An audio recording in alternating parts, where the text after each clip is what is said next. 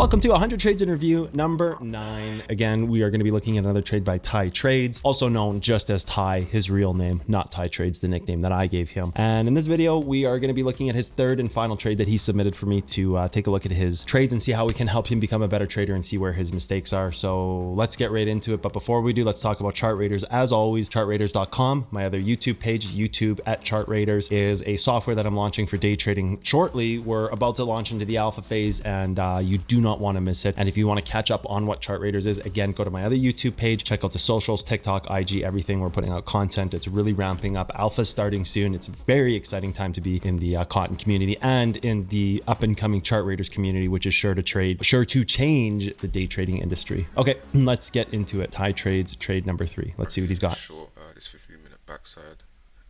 Enter that 3. Okay, so he's taking a backside. So instantly, let's first start off by analyzing what he's got going on here. He's got an interior trend. I don't mind it. I don't know what time frame it's stemming from. Looks like a 4-hour based on the color of the trend line, but I could be wrong. So he's using a backside. So the first thing I like to do here before I make this decision is I like to go and see what's happening on the other side of the chart. So here we've got a front side hit. It looks like we may have, no, it doesn't look like an origin. It looks like ladder, although I can't quite see. That looks like it is a ladder. You've got a 3-minute front side here being hit. I would be looking up at this part of the move, more towards the top of this, and I would want to see the combo levels inside of it. So if he's entered short here, like, it's not bad. What I do like about this backside short is it's like polarity 101. You hit it, you hold it, you hit it again. It's created kind of like this little local origin point. You've got another backside trail here. So you're really starting to create like the backside to backside to backside. So I don't mind this trade. It is a trade that I myself may have taken in the moment. I think it's sound logic wise, but I can also see a cause and a reason for it going to this higher move. So I don't think his trade's bad. I think it's something I would have also entered. I would just be very cautious that if you start, moving over top of one of these 3-minute levels, you got to get out and re-enter here. Or if you start developing bigger time frame hold levels, looks like 15-minute backside. Like if you develop an hourly hold level and start breaking above that, I would be very careful. Target is this 15-minute backside down here. So he's going 15 to 15. Okay. Also aligns with this 4-hour level. The one thing he needs to be aware of here before he jumps to that is that, yes, you have a 15-minute backside here, but you've laddered from here to here to here. So I would want to see this right here, this 15-minute deep dive past this and ladder above this. So the perfect scenario for support to be created, which is what we have to identify, looks like this. You created the first test of this break right here, which could possibly be the setup of an origin in the future, and you ladder above this. So somewhere below this wick and above this wick. If you all of a sudden stop in there, you have to say like, oh, we're moving up because we're going to create an origin in the future. This is going to support the move. Now we're moving up. Not only did we ladder, but we created the unbreakable point part of the move, which is the origin, which is going to reject it up. So that's what I would be looking for if I was in his short here. I'd say that's the one thing that sticks out to me on the time frames on the chart right now. Let's see what happens. With this 4-hour level. Not necessarily that is going to happen, but it's something we have to have on our radar, right? In anticipation of like a backside trail getting created, and breaking like this 15-minute trail of origins that's been created.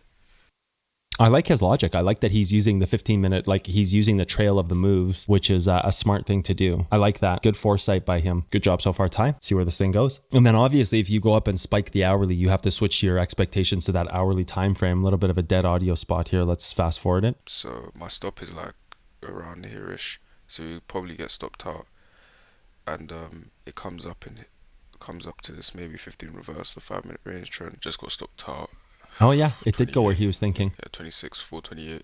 So I think one of the interesting pickups here is that this backside here continued to hold the move. Now, again, we don't have access to all time frames, but just looking at this here, being that this move here was hit and held, and you created this hold level right here, and you back tested that hold, I think that was the moment where you have to get out of that trade, is where you've tried to break this thing down. Now, whether it hits this origin here, whether it's holding this hold level, kind of not really relevant. The key thing is here is that, like, look, you've created a hold level here. You're holding this move over over time. So whatever trends you have that are going like this are going to break, and like all these interior little like these like 2 or 3 trends that are in here, this 1 minute, 3 minute, 5 minute trend stuff in here, it'll break the longer you hold this move. So when you have hit this here and then you go to this hold level right here and you've hit it twice and you're holding that part of the move, I think that's a clear exit to get out, because then look, you create a hold level and you just boost straight up through it, right? Because the move is holding and this will ladder the move again. Clear that this was about to move up, but I just left it. There's this trend. If that pulls it back, that's a hell of a laser snipe on that trend. Is what is onto the next trade.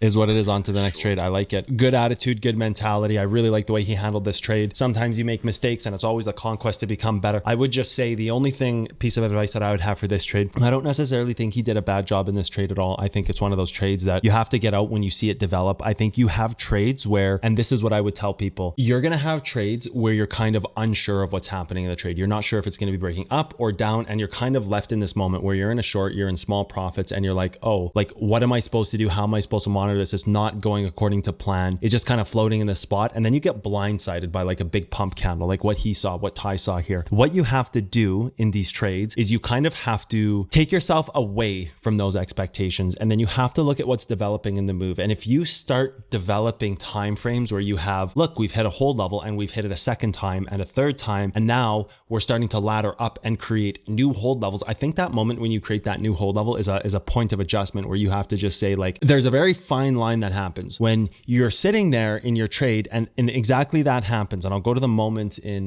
Ty Trade's trade here, this exact moment right here, this 5-minute candle prints, and you're like, oh, okay, let's just wait maybe like 15 or 30 seconds and just see if this thing dumps. Like, hopefully it'll dump, and I'm just, you know, about to save myself from exiting a really good trade, and I'm gonna print money like crazy. Like, strip this white candle away in your mind and just have this blue candle on your screen and think about that for a second. Okay, you've got this hold level back here, or even this, use his ladder point, because he would maybe have better insight to this trade than I do, because I'm not the one who marked up the chart. So we'll just use his level. Okay, we hit this level once, we hit it twice. What can we glean from that? Oh, it laddered above the first test. Instantly, we may have like a little 1-minute trend that's like this. So we hit the level that we have marked, and then we laddered on top of it. Above that, we've hit a hold level here that we're breaking above. Okay, so now we have ladder, hold level. There's almost like 2 or 3 forms of protection. The first form being the trend. The second form being you can ladder it a third time down here just above that. And then, or the first is a trend. The second is the ladder point down here. The third is this hold level. So like, which one are you going to hit? I wouldn't even mind staying in this trade if we dropped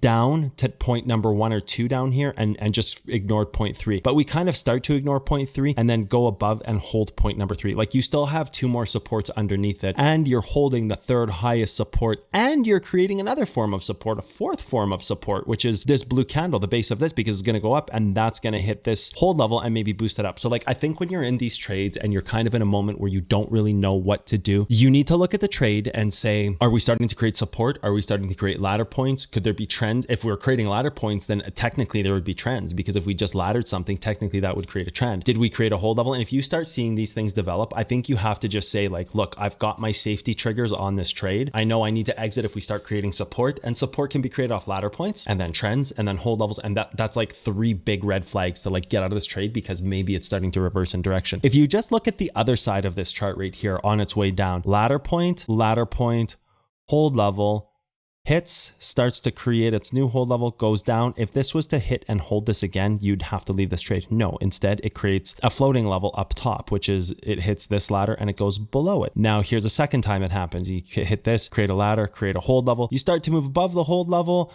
Are you're gonna have this trend right here, like this little trend right here. You hit the trend, you've hit your second form, you've hit your third form, move down. You move down, you go back up in the move. Did you create a ladder point? Yes, you created a ladder point, but then it sinks down again, creates a ladder point, creates a hold level, goes above that hold level. Where this trade gets different is it creates another hold level afterwards, and that hold level now all of a sudden boosts the trade. So that fourth, like, this isn't a magical number 4 in the trade, like, oh, the fourth support and you got to get out. This is to show you have a ladder point which created support, which created it. You have the first wick, which is your original ladder point. You have the second ladder point here, which creates your trend. You have the third point here, which is a hold level that ends up holding, and you create a fourth one. Get out of the trade, get out of the trade, get out of the trade. So sometimes when we're in these trades and we don't know what to do, we have to start looking at, where could this thing reverse? What would support be? Would I enter long there? Yep. Okay. Get out of your trade.